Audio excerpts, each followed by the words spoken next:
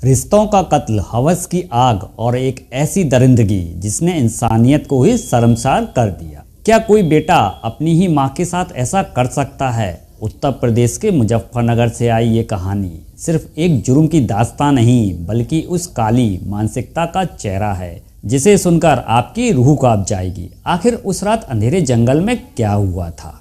तो नमस्कार मेरे प्यारे साथी, स्वागत है आपका आपके YouTube चैनल आपकी जिज्ञासा में और मैं हूं स्वतंत्र। मेरे प्यारे साथियों, सुबह के करीब 4:30 बज रहे थे। मुजफ्फरनगर के तिताबी थाना क्षेत्र का जूना अखाड़ा गांव अभी जागा भी नहीं था। मोहन चंद्र नाम का एक शख्स रोज की तरह जंगल में शौच करने के लिए जा रहा था। गांव में ज्यादातर लोग बाहर ही जाते हैं शौच करने के लिए। हल्का अंधेरा था और कोहरे की चादर छाई हुई थी, जिसके कारण मोहन का पैर अचानक फिसल जाता है और वो एक गहरे गड्ढे में जा गिरता है। इससे पहले कि वो संभलता, मेरे प्यारे साथियों, उसे महसूस हुआ कि सामने कोई बैठा हुआ है। उसने अपने कांपते हाथों से जेब से माचिस निकाली और एक तीली जैसे ही जलाई और तीली की उस हल्की रोशनी में उसने जो मंजर देखा तो उसको देखकर मोहन के पैरों तले जमीन खिसक गई। उसके सामने एक महिला की निवस्त्र लाश पड़ी हुई थी, जिसके मुंह में कपड़ा ठूसा हुआ था और हाथ बंधे थे।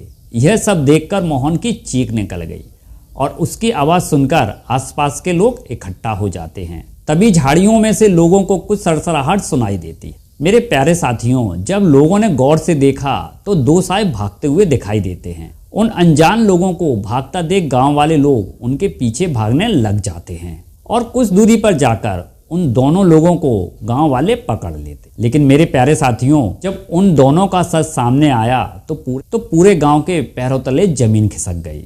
वीडियो को आगे बढ़ाने से पहले आप सभी से निवेदन है कि आप ये वीडियो कहाँ से देख रहे हैं कमेंट बॉक्स में ज़रूर बताएं और मैं आने वाले वीडियो में आप सभी का नाम लूँगा। मेरे प्यारे साथियों, जो ये लड़के पकड़े जाते हैं उनकी पहचान पंकज और उसके दोस्त हरिओम उर्फ बिट्टू के रूप में हो जाती है।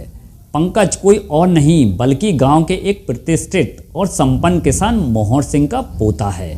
मोहर सिंह जिसकी इज्जत पूरा गांव करता था। जैसे ही मोहर सिंह को पता चलता है कि उनके पोते को भीड़ पीट रही है तो वो तुरंत भागते हुए थाने पहुंचते हैं और पुलिस वालों से कहते हैं कि मेरा बच्चे बेकसूर हैं। भीड़ ने उन दोनों को इतना पीटा कि पुलिस उन्हें अधभरी हालत में अस्पताल लेकर जाती है और भर्ती करा देती है।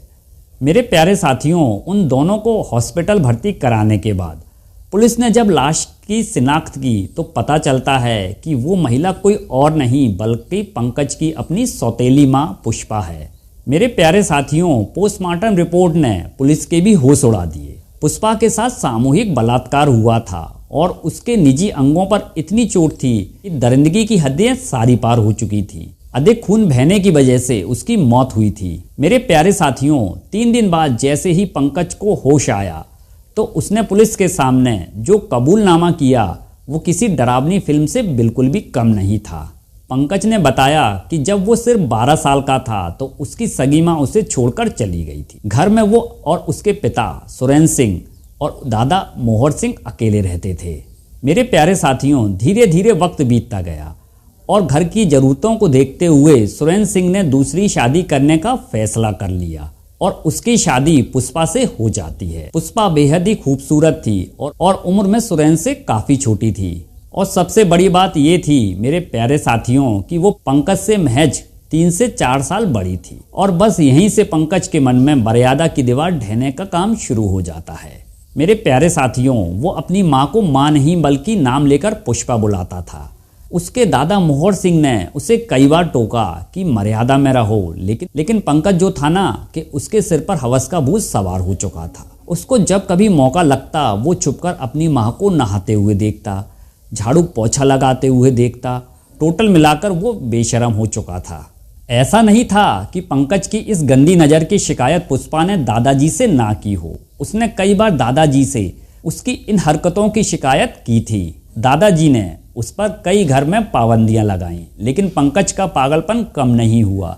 ऐसे ही धीरे धीरे समय बीतता गया। एक दिन पंकज ने अपने दोस्त हरिओम के साथ मिलकर एक खौफनाक साजिश रची। पंकज बोला, दोस्त मुझे नींद की गोलियां लाकर दे, और हरिओम ने उसे नींद की गोलियां लाकर दे दी।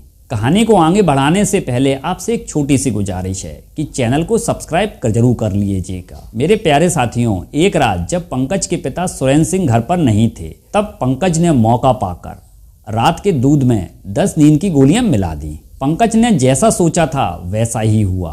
पुष्पा ने वो दूध दादाजी और खुद पी लिया। पीते ही दोनों गहरी नींद में सो गए। अब पंकज ने अपने दोस्त को बुलाया और बेसुध पुष्पा को कंधे में लाद कर पास के जंगल में ले जाते हैं दोनों के दोनों।